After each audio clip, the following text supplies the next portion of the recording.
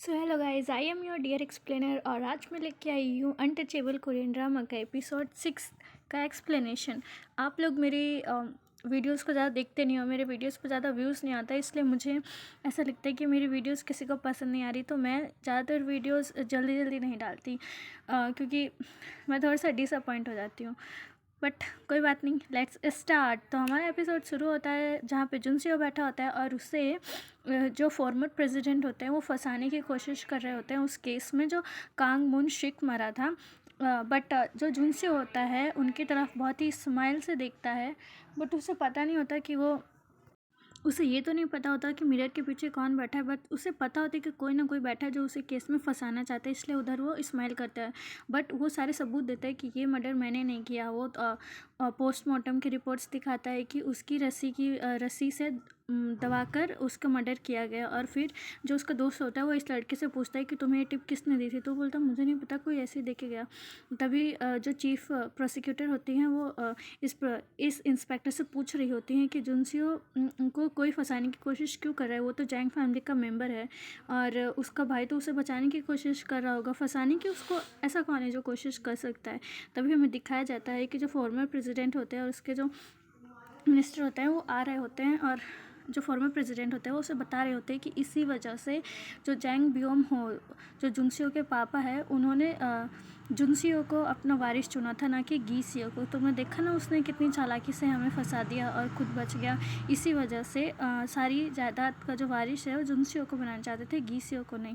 तो हमें दिखाया जाता है जो योंग अंकल के पास चीफ इंस्पेक्टर आता है और बोलता है कि जुनसियो को तो मैं संभाल लूँगा, आप उसकी चिंता मत करिए। तभी जो योंग अंकल होते हैं उन्हें गुस्सा आ जाता है, क्यों बोलते हैं तुम्हें ये बात अपने दिमाग में घुसा के रखनी चाहिए कि वो जैंग बियोम हो का बेटा है, तो उसे कोई खरोच भी नहीं आनी चाहिए। क्योंकि इसे लगा योंग अंकल इसको ऐसा बोल रहे हैं तो बस अब वो मार सकता है, बट ऐसा कुछ नहीं था। फिर हमें दिखाया जाता है कि जो जुनसी होता है अपने जो कलीग है, सॉरी गाइस थोड़ी सी यहाँ पे आवाज़ हो रही है, और फिर जुनसियो अपनी जो कलीग है उसको पैसे दे के बोलते हैं कि तुम मेरे केस पे काम करो। वो बोलते हैं तुम तो मुझे किसी भी काम करने देते हो, बट तुम अगर जिस पुलिस इंस्पेक्टर होगे जहाँ के, वहाँ पे किसी को तुम रिश्वत नहीं लेने दोगे। तभी जुनसियो बोलता है कि तुम ये पैसे रख सकते हो, ये मैं तुम्हें अपनी तरफ से दे रहा हूँ। तभी गीसियो को दिखाया जाता है जो कि लंच कर रहा था अपनी वाइफ के साथ। तभी उसकी वाइफ को वो बोलता है कि आज तो तुम फ्री होगी, तो क्या तुम किसी प्रिंसिपल को बुलाने को बोलता है, उन्हें मीटिंग अरेंज कर सकती हो। तो वो बोलती है आंटी को कि आंटी मैंने खाना नहीं खा रही, अपने मेड को बोलती है ऐसा। तभी वो जाने लगती है। तभी गीसे उसे पकड़ के बैठाता है, बोलता है बैठो, जब तक मैं खा नहीं लेता तब तक तुम मेरे साथ तो बैठी रह सकती हो। तभी हमें दिखाया जाता है जुनसियो और सोयरा बैठे होते हैं और जुनसियो उसको थैंक यू बोल रहा था कि तुमने, मतलब कि उसने जो गोजा ग्योंग ने इसको कार गिफ्ट की थी उसकी वजह से इसने वापस कर दी थी और उसका साथ नहीं दिया था, और जुनसियो का इसने साथ दिया था, इसलिए उसको थैंक यू बोल रहा था। और वो बोलती है मैंने ये सब तुम्हारे लिए नहीं किया था, मैंने ये सब अपनी फ्रेंड जंगहाई के लिए किया था। तभी मैं दिखाया था गीसियो को पता चलता है कि जुनसियो किसी टाइक्सियोक के पीछे पड़ा है, और वो जो फॉर्मर प्रेसिडेंट है, जो इसकी वाइफ है, उसके पापा के यहाँ पहले काम करता था, जो उसकी वाइफ को धमकी दे रहा था उसको उसके पीछे। तभी वो बोलता है जुनसियो इसीलिए उसके पीछे पड़ा है। तभी आके ये इसकी वाइफ को बोलता है, गीसियो की वाइफ को जुनसियो बोलता है कि अब से मैं आप पे कभी भरोसा नहीं कर पाऊँगा क्योंकि आपने मेरे साथ ऐसा किया। तो वो बोलती है नहीं तुम ऐसा नहीं कर सकते। फिर सीन शिफ्ट होता है जहाँ पे हमें दिखाया जाता है कि जो गीसियो, जो फर्स्ट एपिसोड में हमें जो लड़की दिखाई दी गई थी ना जिसके पीठ पे ये कोई टैटू बना रहा था, उसके साथ इसका अफेयर चल रहा होता है। और ये बोलता है कि तुमने अच्छा किया था अपना केस वापस लेके, क्योंकि इसके ऊपर इसने केस किया था बट वापस ले लिया था। तभी जो गीसी होता है ये जो किम ऑफिसर इसको बोल रहा था तुमने जो कल तुम्हारे न्यूज़पेपर में जो मेरे बारे में न्यूज़ आई थी उसको लेके मैं बिल्कुल भी खुश नहीं हूँ। तो वो बोलता है कि वो बहुत एक फेमस फुटबॉलर था जिसकी वजह से मैं वो न्यूज़ दबा नहीं पाया। तो वो बोलता है ठीक है मैं ये संभाल लूँगा, पर नेक्स्ट टाइम से ध्यान देना। तभी हमें दिखाया जाता है कि तभी हमें दिखाया जाता है कि जो गोजा ग्योंग होती है अपने डैड को बता रही होती है कि उससे टाइस शॉक मिलने आया था और उसको वो धमकी दे रहा था, वो जेल से निकल के सीधा मेरे पास मिलने आया था। तो बोलता है वो जेल से छूट गया, तो बोलती है हाँ। तो बोलता है ठीक है मैं उसको देख लूँगा। तभी जो जुनसी होता है वो अपनी योंग अंकल के पास आता है और वो जो पैसे इसको देने के लिए बोलते हैं वो बोलते हैं हाँ मेरे को पहुँच गए।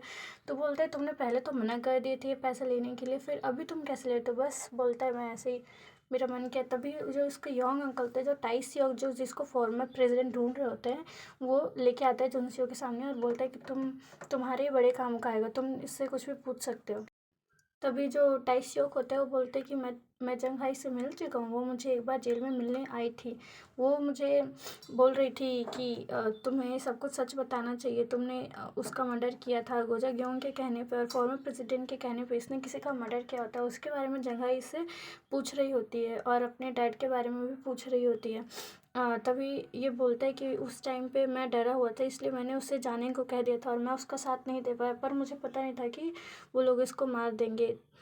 तभी वो बोलता है, चाहे कोई भी हो, मेरी पत्नी को जिसने भी मारा है मैं उससे बदला ज़रूर लूँगा और उन कातिलों को पकड़वाऊँगा। तभी अपने यो अंकल की तरफ देख के बोलता है, मुझे कुछ लोग बस फ़ोटोज़ ही भेजते हैं और गुमराह करने की कोशिश करते हैं।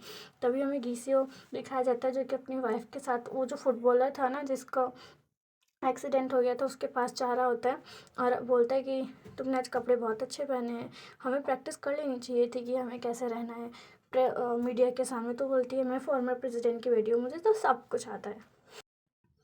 और फिर हमें दिखाया जाता है कि जुनसियो के पास वो जो चीफ इंस्पेक्टर थे वो आके बोलता है कि मुझे माफ़ कर दो, मैंने जो भी किया इसकी तरफ से, इसके लिए मैं तुम्हें पार्टी दूंगा। तो बोलते चल ठीक है, मैंने आपको माफ़ किया। तभी हमें दिखाते हैं गीस इस फेमस फुटबॉलर को ला के बोलता है कि जो मेरा कलीग है जिसका एक्सीडेंट हो रखा है, उसको गीसियो जैंग बियोम हो की फैमिली ने ही उसको हमारी फुटबॉल खेलने के लिए पैसे दिए थे, उसको स्कॉलरशिप दी थी, इसी वजह से वो खेल पाया और मैं भी आगे ही खेलूँगा, ये मेरा साथ देंगे। तो सारी मीडिया शांत हो जाती है और उसके जो अंकल होते हैं ना, उसके सगे अंकल, वो अंडे फेंकवाने की कोशिश करते हैं, बट जब देखते कि फुटबॉलर आ गए तो सब रुक जाते हैं। तब हमें दिखाया जाता है कि जुनसियो जो ये पहले जंग हाई के डैड के साथ काम कर चुका था, इसको पकड़ लेते हैं इंस्पेक्टर को, क्योंकि भागने की कोशिश कर रहा होता है। तभी हमें दिखाया जाता है कि जो उसके गीसियो के अंकल होते हैं वो टीवी में देख रहे होते हैं और उनका पूरा प्लान पे पानी फेर देता है गीसियो, इसलिए बहुत ही सैड होके बैठे हुए होते हैं। सारी मीडिया गीसियो की तारीफ़ कर रही होती है और उनका प्लान फ्लॉप हो जाता है। तभी उनका बेटा आके बोलता है कि डैड, आपने पढ़ा न्यूज़पेपर में क्या छपा? तो बोलता है, हाँ मैंने फ्रंट पेज पर देखा गीसियो का ही बड़ा सा फोटो लगा है। तो बोलते हैं, नहीं डैड, आप सेकंड पेज पे देखिए। तो सेकंड पेज पे जो लिखा होता है उसके डैड के बारे में पढ़ के सुनाता है, तो वो बहुत गुस्सा हो जाता है, क्योंकि इसके बारे में ऐसे लिखा होता है कि ये बूढ़ा हो चुका है तो भी अपनी कुर्सी का फ़ायदा उठा रहा है, क्योंकि इसे गुस्सा आया होता है जो किम था, उसी ने ये सब छपवाया था, उसी के सब कंपनी में ये सब होता था और वो मिल के पहले तो घीसियों पे अंडे फेंकवाना चाहता था, बट बाद में इसके खिलाफ हो गया और न्यूज़ ऐसे छाप दी।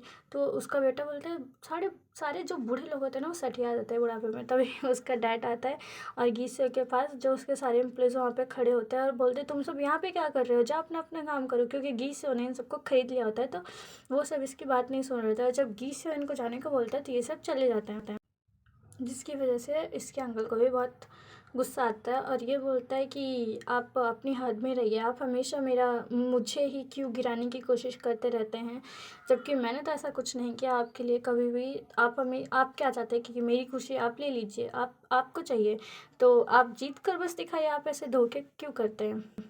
तो हमें जुनसियो का सीन दिखाया जाता है जहाँ पे उसके जो कलीग होते हैं उसने बहुत सारे अपने जो कलीग होते हैं और जो पहले वाला इंस्पेक्टर होता है उन सबको मिला के अपनी एक टीम बनाई होती है, जो कि ये सब इन्वेस्टिगेट कर रहे होते हैं कि जो उस दिन कान मुनशिक को एम्बुलेंस में मारा गया था उसकी फ़ोटोज़ ढूंढ रहे होते हैं और जंग हाई के पिता के बारे में सब कुछ पता कर रहते हैं और उस किसने मारा, ये सब जानकारी के लिए इन्होंने टीम वो करी थी। तभी ये इंस्पेक्टर पूछते, तुम लोगों ने मुझे क्यों शामिल किया है? तभी ये बोलते हैं कि तभी जुनसे इसको बोलते हैं कि आप हमारा साथ दीजिए और हम आपका साथ देंगे, क्योंकि ऑफिशियली हम कुछ भी नहीं कर सकते बट अनऑफिशियली तो कर सकते हैं। तभी हमें दिखा देता है गीस अपने भाई को डेबिट कार्ड दे रहा होता है और बोलता है कि तुम ऐसे ही घूमते रहते हो, लोग देखेंगे तो क्या सोचेंगे कि बड़े भाई ने सारा पैसा रख लिया, सारी ज़्यादा, और छोटे भाई को भिखारी बना के घुमा रहे, तुम ये रख लो और जब भी ज़रूरत पड़े तो और मांग लो। तो बोलता है जुनसे, नहीं मेरे लिए इतना ही काफ़ी है। बोल तभी उसकी मॉम आती है और बोलती हैं कि जुनसी, तुम्हारे डैड ये तुम्हें हाई स्कूल में देना चाहते थे बट वो आए नहीं, उन्हें बहुत हिचकिटा सॉरी, वो बहुत हेजिटेट कर रहे थे। वो बहुत हेजिटेट कर रहे थे कि मुझे ये जाना चाहिए देने कि नहीं जाना चाहिए। फिर वो गए नहीं थे, तो ये मैं अलमारी उनकी साफ़ करी तो मुझे मिला, तुम रख लो। तभी घीसो बोलता है, मॉम अपने भाई को, अपने बेटे को एक गिफ्ट देने के लिए आप इतना हेजिटेट क्यों कर रही हैं? तो बोलती नहीं कुछ नहीं। जब वो उसे देते हैं तो घीसो बोलता है, खोलो खोलो जल्दी से, देखिए डैड तुम्हारे लिए क्या रखा है डैड ने। तभी वो खोलता है तो उसे पेन मिलता है, जो कि बहुत अच्छा ही पेन था, और उस पर वो कुछ देखता है लिखा हुआ और पढ़ रहा होता है, जो कि बहुत ही जिनसे देख के बहुत खुश होता है। बट गीसियो पेन को ध्यान से देखने लगता है कि ये पेन मैंने कहीं देखा है। तभी वो जाता है अपने लाइब्रेरी में और जाके एक बुक देखता है जो उसके ग्रैंडफादर्स के बारे में लिखी गई थी, और उसमें देखता है तो उसके ग्रैंडफादर्स ने भी वही पेन यूज़ किया था पहले, जो उसके ग्रैंडफादर्स यूज़ करते हैं फिर उसके फादर ने यूज़ किया, वही पेन उसके फादर ने जुनसियो को दिया।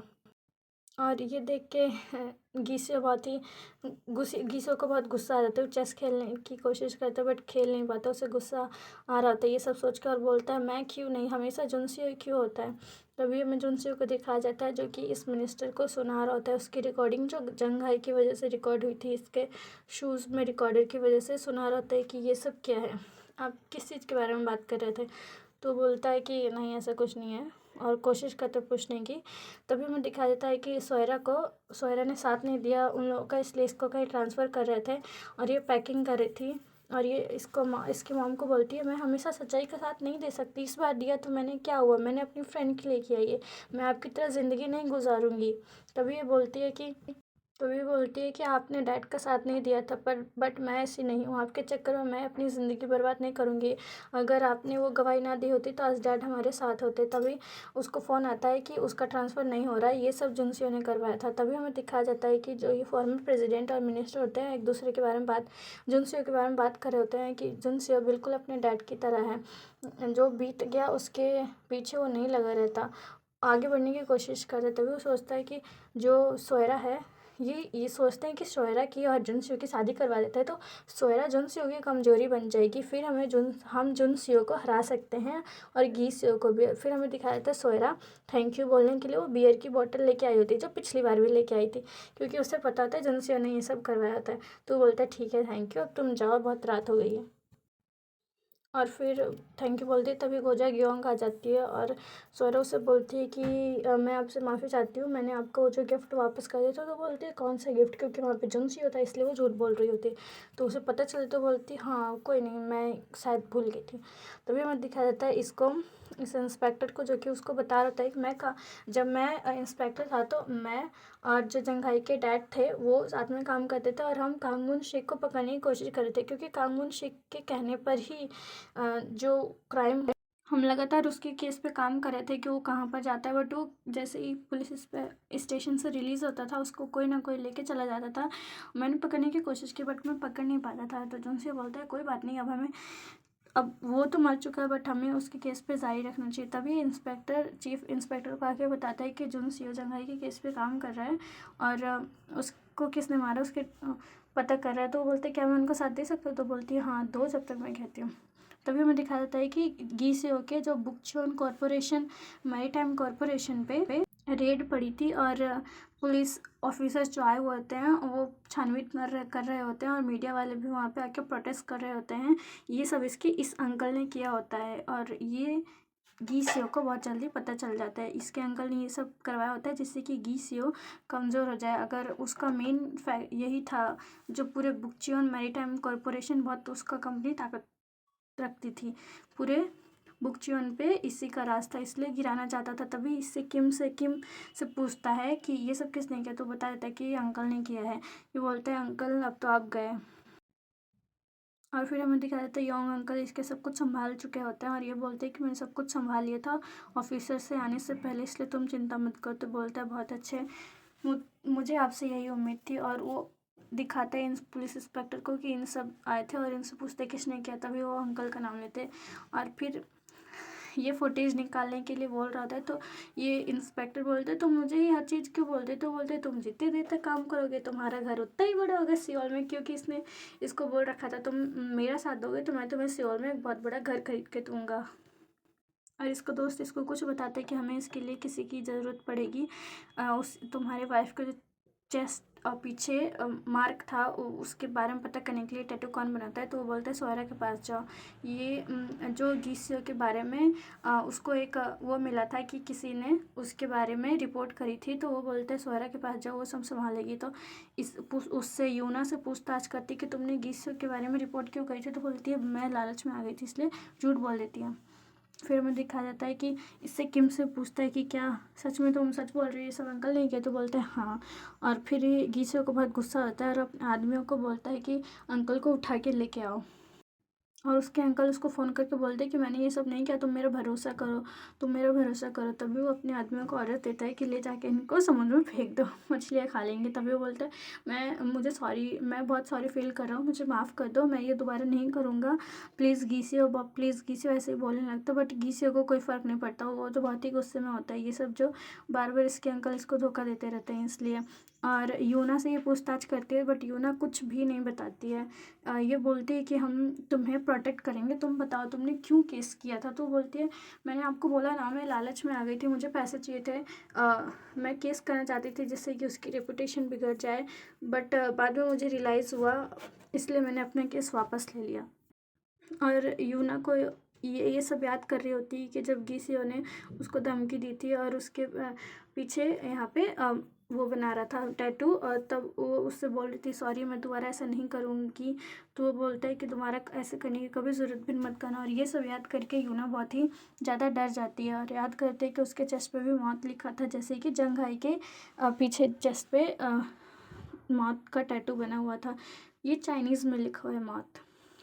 और फिर स्वरा कुछ सोचने लगती है और बोलती है ठीक है आप जा सकती हैं, और इसको देखने लगती है। और वो यूना चली जाती है, बाथरूम में जाती है वो। फिर हमें दिखाया था वो आदमी, गीसियो के आदमी अंकल को पकड़ के लेके आए होते हैं और समुद्र में फेंकने ही वाले होते हैं। तभी जो जुनसियो, इसके जो बेटा होता है, और जुनसियो अपने आदमियों को लेके जाता है, अपने कलीग्स को लेके आता है इसको बचाने के लिए, क्योंकि इसका बेटा जुनसियो से बोला था कि तुम मेरे डैड को बचा लो, और आके उन दोनों आदमियों को फेंक देते हैं और इसके अंकल को बचा लेते हैं। तभी ये बोलता है तुम मुझे आगे बचाने बेटा। तो बोलता है डैड जुनसियो की हेल्प की वजह से मैं आज आपको बचा पाया हूँ। तभी इसके अंकल बोलते हैं जुनसियो ने मुझे बचाया है। तो उसका बेटा बोलता है हाँ जुनसियो को मैंने बोला था, तभी हम इतनी जल्दी आपका लोकेशन पता कर पाए और आपको यहाँ पे आके बचा पाए। तभी हमें दिखाया जाता है कि सोयरा भी बाथरूम में आई हुई होती है यूना के पीछे, और जब वो बाहर निकलती है तब वो जाने लगती है और उसके पीठ पे भी वो देखती है मौत चाइनीज़ में लिखा होता है, और उसके टैटू के बारे में पूछती है। तो बोलती है कुछ नहीं है, मैंने लिखवाया था, मुझे पसंद है ऐसे टैटू। और फिर वो चली जाती है। तभी जो जुनसियो होता है उन अपने अंकल को लेके जा रहा होता है, तभी हमें दिखाता है गीसियो आ जाता है और तब बोलता है जुनसियो के उनके बेटे को कि तुम अंकल को अंदर लेके जाओ। तो गीसियो बोलता है नहीं कोई नहीं जाएगा, और अपने आदमियों से बोलता है कि तुम अंकल को पकड़ के लेके चलो। तभी जुनसियो बोलता है कि नहीं कोई भी नहीं उठाएगा, नहीं तो मैं पुलिस हूँ, मैं पुलिस वाला हूँ, मैं तुम सबको मार सकता हूँ, अरेस्ट कर सकता हूँ। तभी योंग अंकल आके बोलते हैं कि जुनसियो को पकड़ो और अंकल को पकड़ के अंदर डाल दो। जुनसियो को पकड़ लेते हैं जिसकी वजह से वो बचा नहीं पाता और उसके अंकल को लेके चले जाते हैं। फिर हमें आगे का सीन कल आएगा एपिसोड।